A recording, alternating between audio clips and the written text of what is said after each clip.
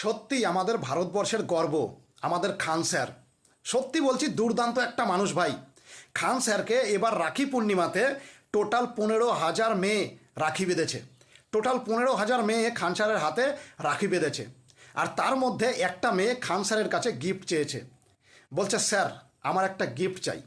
তখন খান স্যার সেই মেয়েটাকে জিজ্ঞাসা করে, কি গিফট চাও? তখন মেয়েটা বলেছে, আমার বাবার ক্যান্সার, আমার বাবার একটু চিকিৎসার ব্যবস্থা করে দিন। তখন খান স্যার বলেছে যে শুধু চিকিৎসার ব্যবস্থা না, শুধু চিকিৎসার ব্যবস্থা না, আমি পুরো একটা ক্যান্সার হসপিটাল খুলব যেখানে সকলে ফ্রিতে ক্যান্সারের চিকিৎসা করাতে পারবে।